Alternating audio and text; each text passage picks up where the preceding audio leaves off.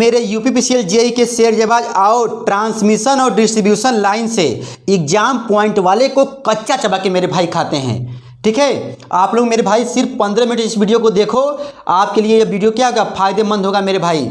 और ये तो मेरे भाई सिर्फ मैंने लिख दिया है, लेकिन ब्रह्मास्त्र तो मेरे भाई यहाँ पर है और मैं प्रश्न को बोलूँगा और आप आंख बंद करके भी बस सोचिएगा हाँ हाँ इसका जवाब ये होगा, हाँ हाँ इसका जवाब ये होगा, मेरे साथ साथ मेरे भाई बोलिएगा। ठीक है, देख मेरे भाई स्किन इफेक्ट के बारे में आप लोग जानते हो, तो पहला प्रश्न ये है, जैसे मान लो आ गया कि स्किन इफेक्ट जो है किस फ्रीक्वेंसी पर दृश्य होगा, दिखाई देगा। मेरे भाई सिर्फ पढ़ो कंपटीशनवा वाला, एग्जाम पॉइंट वाला, जो मेरे भाई एग्जाम में आ सकता है। ठीक है, तो बोलोगे दृश्य होगा भैया जो है हाई फ्रीक्वेंसी पर, और मेरे भैया जो फ्रीक्वेंसी का मान बढ़ने पर ना स्किन इफेक्ट का मान बढ़ता है। ठीक मेरे भाई ध्यान देना, जैसे मान लो एक क्वेश्चन में आया था क्वेश्चन पेपर में कि कंडक्टर का व्यास d है, तो स्किन इफेक्ट का मान क्या होगा, तो कहोगे प्रोपोर्शनल होता है व्यास के स्क्वायर के, d स्क्वायर के। भैया स्किन इफेक्ट के कारण भैया जो है AC में जो रेजिस्टेंस जो होता है उसका मान अधिक होता है DC की अपेक्षा। ठीक मेरे भाई, अब यहाँ पर ध्यान देना, प्रभाव मतलब स्किन इफेक्ट का प्रभाव तब पड़ता है जब इफेक्टिव रेजिस्टेंस का मान क्या होता है भैया, उच्च होता है। क्या होता है, उच्च होता है। और इफेक्टिव इंटरनल रिएक्टेंस का मान भैया क्या होता है, निम्न होता है। मेरे यूपीपीसीएल जेईई के शेर जवाब, ये सब प्रश्न मेरे भाई क्वेश्चन जो है यूपीपीसीएल जेईई में आए हुए हैं, आप लोग पढ़े हो, समझदार हो। देख मेरे भैया, और स्किन इफेक्ट जो होता है टेम्परेचर पर निर्भर नहीं करता है। अब देख मेरे भाई, जैसे मान लो आपके पेपर में आ गया ACSR कंडक्टर है, ठीक है, उसमें जो है एल्युमिनियम का जो मान जो दिया है 25 एल्युमिनियम है। ठीक है, और स्टील का वायर कितना भैया, 7 है, तो इसको दर्शाया जाएगा 25/7 से। 25/7 से पहले एल्युमिनियम वाला, बाद में स्टील वाला। ठीक मेरे भाई ध्यान देना, अब यहाँ पर करा कि डिस्ट्रीब्यूशन लाइन में x/r का मान क्या होगा भैया, यूनिटी से अधिक होता है, एक से क्या होता है, अधिक होता है। फिर से सुनो, डीएल लाइन में x/r मतलब रिएक्टेंस का और रेजिस्टेंस का जो रेशियो होता है भैया एक से क्या होता है, अधिक होता है। मेरे शेर जवाब बस केवल सुन लो रे मेरे भैया।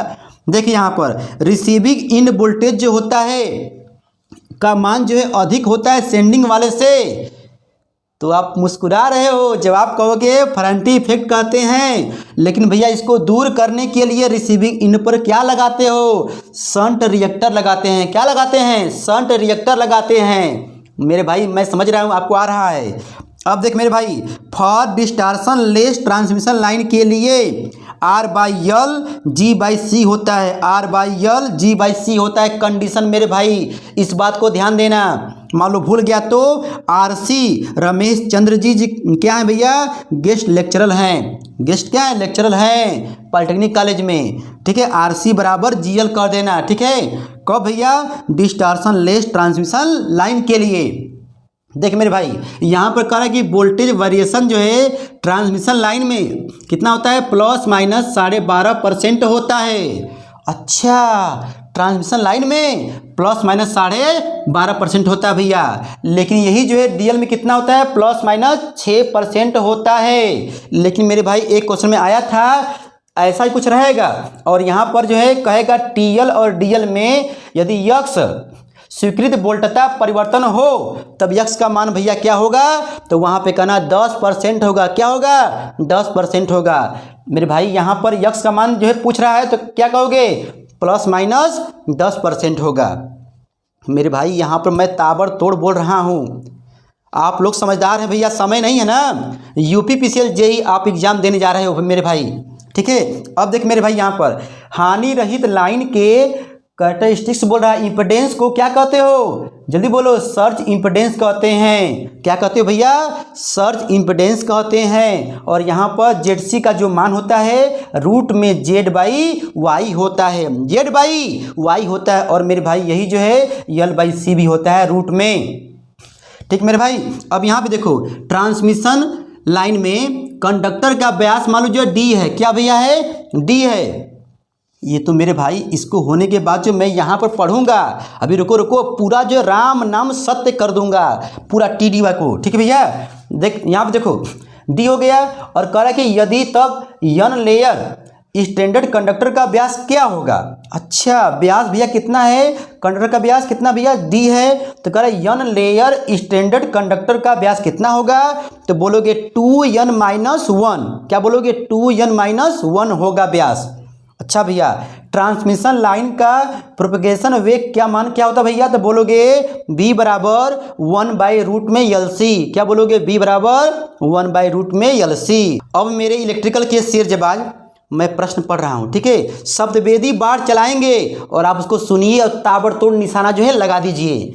बोल मेरे भाई, बूस्टर है, बोल मेरे भाई क्या होगा, बोलो मेरे भाई इलेक्ट्रिकल की तुम शेर जवाब जो बोलोगे, निम्न वोल्टेज तथा उच्च वोल्टता का क्या है, सीरीज जनरेटर होता है, ठीक है। निम्न वोल्टता व उच्च वोल्टता का सीरीज जनरेटर होता है। चल मेरे भाई अब बता, कह रहा है कि लघु संचरण लाइन की लंबाई, मतलब 60 वाले को बोल रहा है, कितनी तक होती है, तो बोलोगे 80 किलोमीटर तक होती है। अच्छा मेरे भाई अब यही लॉन्ग वाला कह देगा तब तो बोलोगे 160 किलोमीटर से अधिक होती है। अच्छा मेरे भाई अब बताओ, सस्पेंशन टाइप इंसुलेटर की प्रत्येक डिस्क में वोल्टेज क्या होता है, समान होता है वितरण कि असमान होता है। बोलो मेरे इलेक्ट्रिकल के शेर जबाज, बोलोगे असमान होता है, ठीक है। सस्पेंशन टाइप इंसुलेटर में प्रत्येक डिस्क में भैया वोल्टेज का वितरण क्या होता है, असमान होता है। चल मेरे भाई अब बताओ, चालक के चारों ओर वायु के आयनीकरण का कारण ओजोन गैस की परत बनना क्या कहलाता है, कोरोना। क्या कहोगे भैया, कोरोना कहोगे, ये वाला कोरोना नहीं, शीशा। आप लोग मेरे भाई समझते हो, ठीक है। अब मेरे भाई अब बताओ, संचरण लाइन में झोल होता है, झोल का फार्मूला पूछ दिया, बता मेरे भाई क्या बोलोगे, बोलोगे यस बराबर WL² अपन क्या होता है 8T, मतलब 8T होता है। अच्छा मेरे भाई अब बता, कोरोना हानि से संचरण लाइन की दक्षता बढ़ेगी कि घटेगी, बोलोगे घटेगी। अब मेरे भाई बता, ACSR चालक में कोर चालक बना होता है स्टील धातु का। अच्छा मेरे इलेक्ट्रिकल के शेर जबाज मुझे ये बताओ, भारतवर्ष में अधिकतम संचरण वोल्टता, ठीक है, कितना भैया है, तो बोलोगे 400 kV। क्या बोलोगे भैया, 400 kV। अच्छा मेरे भाई अब बताओ, भारतवर्ष में किस वोल्टता पर संचरण नहीं किया जा सकता है, विकल्प में मेरे भाई रहेगा, तो वहाँ पर यदि 11 kV रहेगा मेरे भाई तो 11 kV पर भी टिक कीजिएगा। मेरे भाई इस पसीने की कीमत को समझिएगा, इस वीडियो को अपने दोस्तों में, ठीक मेरे भाई आप लोग समझदार हैं, आप लोगों को मेरे भाई क्या कहना। अब बताओ, कह रहा है कि स्किन इफेक्ट जो है चालक पदार्थ के प्रतिरोधकता बढ़ने पर क्या होगा, रो का मान मेरे भाई बढ़ने पर क्या होगा, क्या होगा भैया, कम होगा। क्या होगा भैया, कम होगा। मतलब ध्यान देना, यहाँ पर जब रो का मान क्या होगा भैया, बढ़ेगा, तो SI का मान मतलब क्या होगा भैया, ये कम होता है। क्या होता है, कम होता है स्किन इफेक्ट का मान। और मेरे भाई बता, कह रहा है कि स्किन इफेक्ट जो है व्यास के होता है, तो कहोगे चालक के व्यास के क्या होता है, वर्ग के समानुपाती होता है। अब मेरे भाई बताओ, कह रहा है कि पिन विद्युत रोधक, मतलब पिन टाइप इंसुलेटर, ठीक है, प्रयुक्त किए जाते हैं मैक्सिमम भैया जो है 33 kV तक, मेरे भाई मैक्सिमम जो है 33 kV वोल्ट तक प्रयुक्त किए जाते हैं। अब मेरे इलेक्ट्रिकल के शेर जवाब बताओगे, जैसे मान लो इंसुलेटर की जो संख्या 10 है ट्रांसमिशन लाइन में, तो कह रहा है कि संचरण लाइन की वोल्टता जो है लगभग कितनी होगी, तो बोलोगे 132 किलो वोल्ट मेरे भाई हो सकता है, ठीक है, kV। और मेरे भाई यहाँ पे देखो, कोरोना से क्या होता है, ऊर्जा हानि बढ़ती है, तो बोलोगे हाँ भैया बढ़ती है। अब बताओ, संचरण लाइन में कोरोना उस समय तक होता है जब चालक पर प्रतिबल कितना होगा, तो बोलोगे 30 किलो वोल्ट पर सेमी होता है। UPPCL JEE इलेक्ट्रिकल के मेरे शेर जवाब अब बताओ, जैसे मान लो कह दिया कि कोरोना हानि के कारण उत्पन्न धारा जो है कैसा होता है, उसका प्रकृति पूछ रहा है, तो क्या बोलोगे भैया, नॉन साइनोसोडल होता है। अब मेरे भाई बताओ, यहाँ पर कह दिया कि संचरण लाइनों में 2 खंभों के मध्य चालक कैंटेनरी के रूप में झूल जाता है, झूल आ गया, तो भैया उसका कारण क्या है, सैग। क्या है भैया, जो है सैग है। अब मेरे भाई बताओ, कह रहा है कि संचरण लाइन में, ध्यान से सुनो मेरी बात, संचरण लाइन में जब किसी स्थान पर ट्रांसफार्मर या स्विच गियर लगाना होता है तब उस स्थान पर प्रयुक्त खंभे होते हैं। मतलब भैया आपको ट्रांसफार्मर लगाना है या स्विच गियर लगाना है, तब उस स्थान पर प्रयुक्त खंभा किस टाइप का होगा? तो बोलोगे यच टाइप का होगा, यच टाइप का होगा। अब मेरे भाई अब बताओ, कह रहा है कि किस ऋतु में कोरोना का सर्वाधिक प्रभाव होता है? तो बोलोगे नमी वाले वातावरण में। अब मेरे भाई बताओ, यूपीपीसीएल जेई इलेक्ट्रिकल के मेरे शेर जवाब हो, मेरे भाई सुनो और जवाब दो। कह रहा है कि ACSR, ठीक है, चालक में स्टील तार का कार्य क्या है? इसको तो मेरे इलेक्ट्रिकल का शेर जवाब कच्चा चबा के खाएगा, कहेगा मैकेनिकल स्ट्रेंथ को बढ़ाने के लिए। अब मेरे भाई बताओ, कह रहा है कि उच्च वोल्टता लाइन में सबसे ऊपर लगाया जाने वाला चालक क्या होता है? इसको भी मेरे भाई कच्चा चबा जाओगे, मुझे पता है, अर्थ वायर होता है। अब मेरे भाई बताओ, संचरण लाइन के पैरामीटर क्या होते हैं? संचरण लाइन के पैरामीटर भैया क्या होते हैं? RLC। क्या होता है भैया? RLC। और भी होता है, G भी होता है मेरे भाई, ठीक है, लेकिन यहाँ पर दिया है RLC। मेरे भाई विकल्प के अनुसार जो है कच्चा चबा के खा जाइएगा। अब मेरे भाई बताओ, ACSR में, ठीक है भैया, ACSR में एल्यूमिनियम चालकों के मध्य विद्युत रोधन होता है कि नहीं? तो बोलोगे नहीं। कहाँ होता है जानते हो मेरे भाई? अब बताओ मेरे भाई, कह रहा है कि सबसे अधिक विश्वसनीय वितरण प्रणाली है रिंग मेन सिस्टम। अब भैया बताओ, बस बार के लिए उपयुक्त पदार्थ है? तो बोलोगे एल्यूमिनियम। क्या बोलोगे? एल्यूमिनियम। अब मेरे भाई बताओ, बस बार में प्रयुक्त छड़ों के लिए एल्यूमिनियम धातु को प्राथमिकता दी जाती है, क्यों? क्योंकि मेरे भाई इसका मूल्य क्या होता है? निम्न होता है। और भी मेरे भाई बहुत सारी बातें हैं, ठीक है।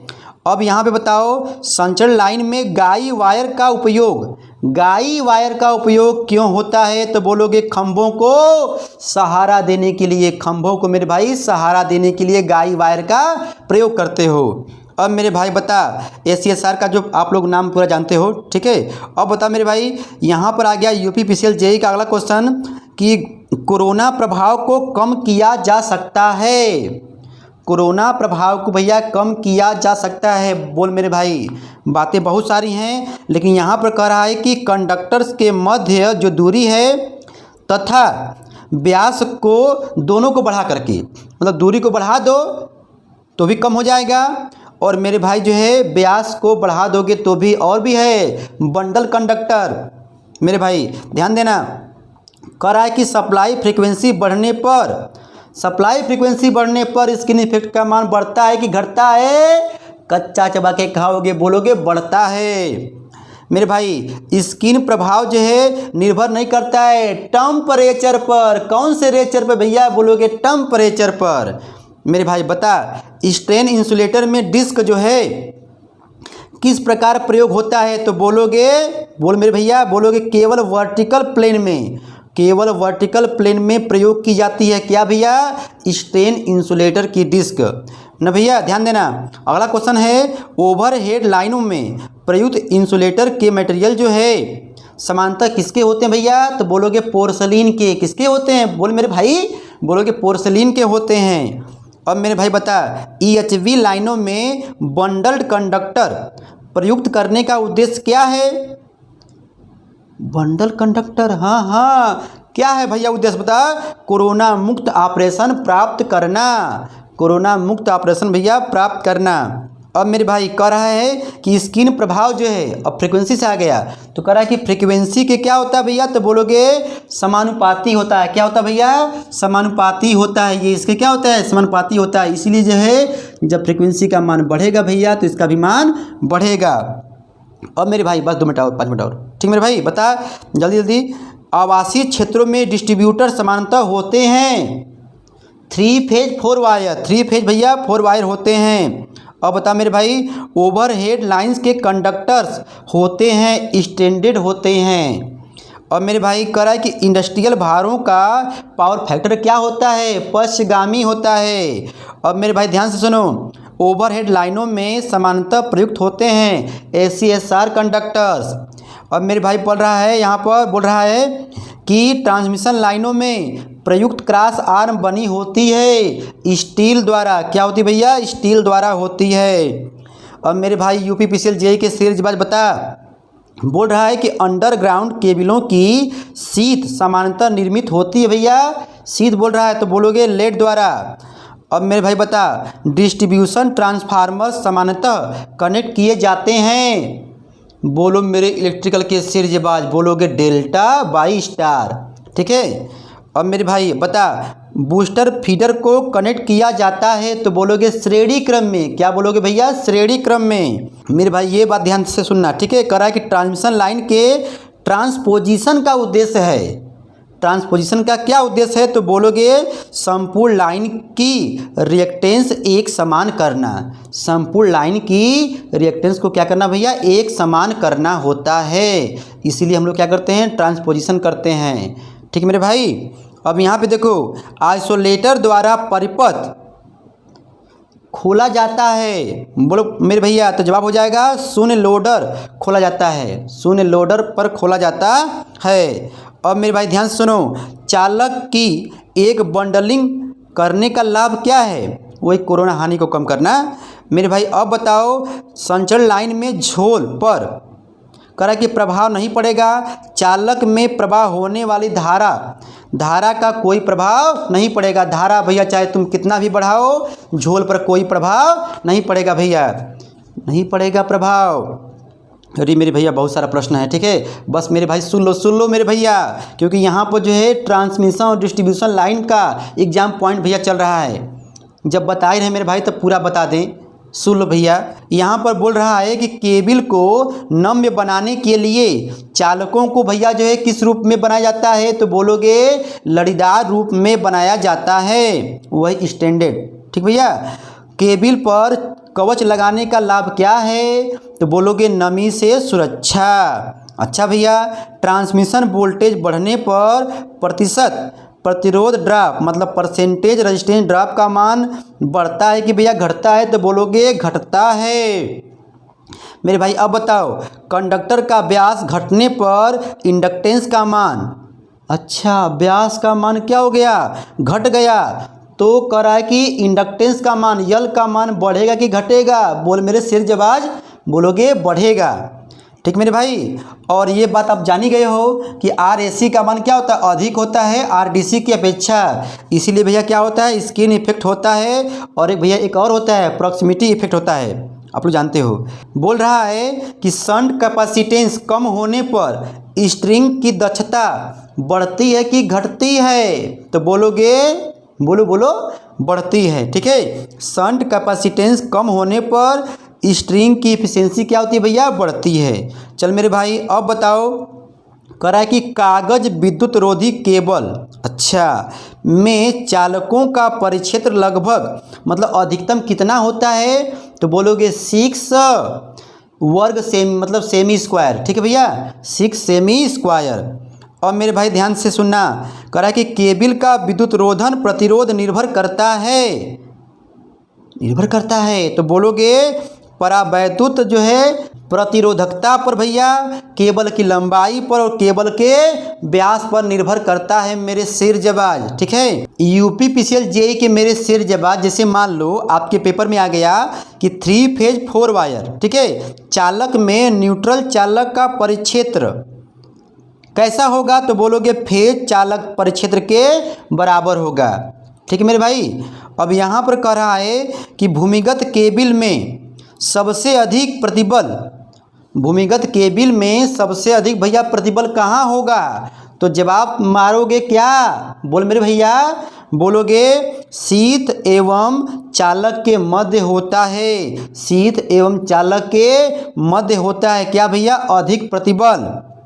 अब मेरे भाई बता, इंडक्शन रेगुलेटर एक क्या है?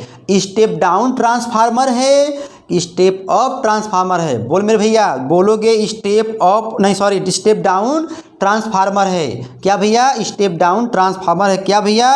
बोलोगे इंडक्शन रेगुलेटर। ठीक है मेरे भाई।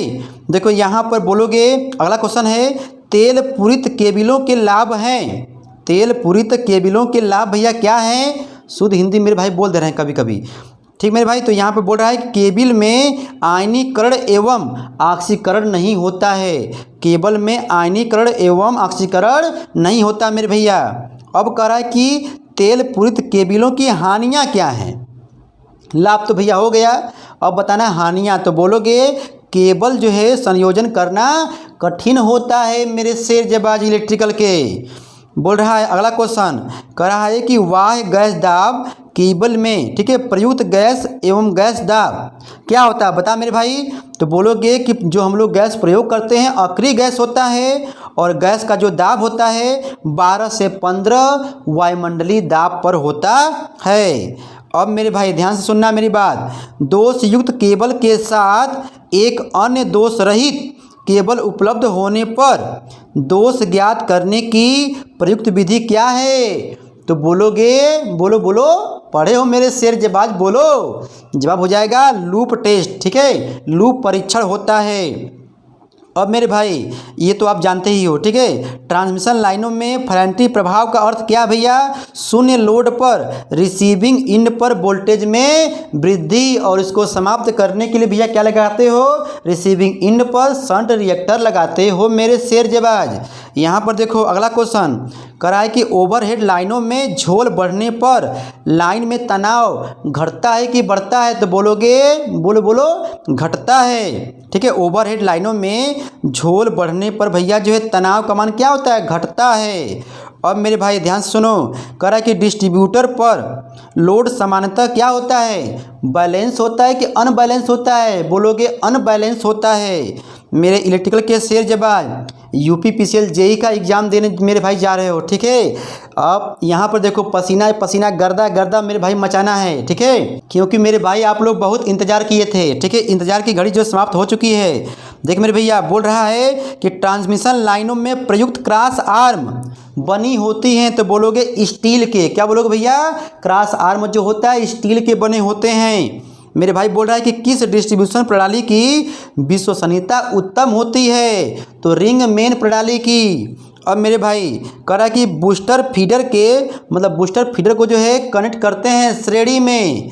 अब मेरे भाई ध्यान सुनना, कह रहा है कि ट्रांसमिशन लाइन जो विभिन्न सब स्टेशनों को पावर फीड करती है, पावर फीड करती है, उसको क्या बोलोगे, प्राइमरी डिस्ट्रीब्यूशन मेरे भैया। अब ध्यान से सुनना ये वाला प्रश्न, बोल रहा है कि ट्रांसमिशन लाइन का सर्वाधिक महत्वपूर्ण भाग है, ट्रांसमिशन लाइन का सर्वाधिक महत्वपूर्ण भाग है। तो बोलोगे पोल तथा टावर्स, कंडक्टर्स एवं इंसुलेटर्स, पोल तथा टावर्स, कंडक्टर्स एवं इंसुलेटर। मेरे भाई विकल्प के अनुसार जो है कच्चा चबा के खाना। देख मेरे भैया अब यहाँ पर कह रहा है कि ट्रांसमिशन लाइन की गार्डिंग से, ट्रांसमिशन लाइन की गार्डिंग से भैया क्या होता है, सबसे नीचे वाली यूनिट की ग्राउंड कैपेसिटेंस भैया जो है कम हो जाती है। आप लोग पढ़े होंगे, ठीक है। सबसे नीचे वाली यूनिट की भैया क्या होती है, ग्राउंड कैपेसिटेंस कम हो जाती है। अच्छा मेरे भाई अब बता, एसी ट्रांसमिशन लाइन में फेज संशोधन के लिए प्रयुक्त उपकरण जो है क्या प्रयोग करते हो। बोलोगे सिंक्रोनस मशीन प्रयोग करते हैं। चल मेरे भैया 2-3 क्वेश्चन और सुन लो। ट्रांसमिशन लाइन में पावर हानि का मुख्य कारण क्या है।